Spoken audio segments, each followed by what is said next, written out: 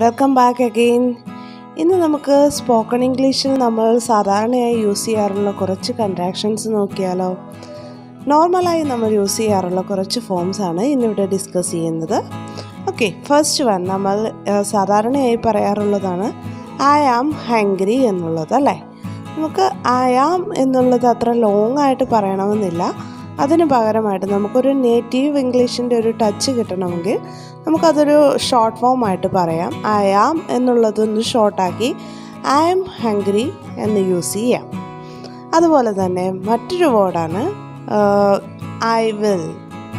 I will do that, I will pick it up എന്നൊക്കെ നമ്മൾ സാധാരണയായി പറയാറുണ്ട്, അല്ലേ?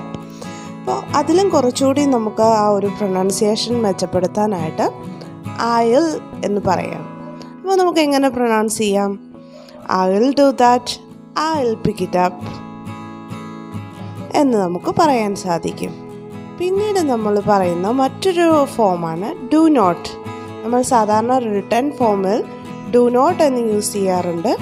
പക്ഷേ അത് സ്പോക്കൺ ഫോമിലേക്ക് വരുമ്പോഴേക്കും ഡോണ്ട് എന്ന് യൂസ് ചെയ്യുകയായിരിക്കും കുറച്ചുകൂടി നല്ലത്. For example, I don't like it. അതുപോലെ മറ്റൊരു ഫോമാണ് ഐ ഹാവ് എന്ന് നമ്മൾ എപ്പോഴും ലോങ് ആക്കിയാണ് പറയാറുള്ളത്. I have got your back, I have done this before എന്നൊക്കെ നമ്മൾ യൂസ് ചെയ്യാറുണ്ട്, അല്ലേ? അപ്പോൾ ഇതിലും കുറച്ചുകൂടി നമുക്ക് ഒരു നേറ്റീവ് ടച്ച് കിട്ടാൻ വേണ്ടി എങ്ങനെ പറയാം? ഐവ്. അപ്പോൾ I've got your back, I've done this before. Next I would എന്നുള്ളതും നമ്മൾ ലോങ് ആക്കിയാണ് സാധാരണയായിട്ട് പറയാറുള്ളത്. I would like to join you, I would like to stay home എന്നൊക്കെയാണ് പറയാറുള്ളത്, അല്ലേ?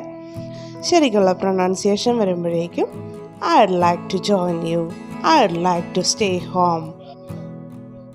അപ്പോൾ ഇന്നത്തേക്ക് ഇത്ര മാത്രം. Thank U.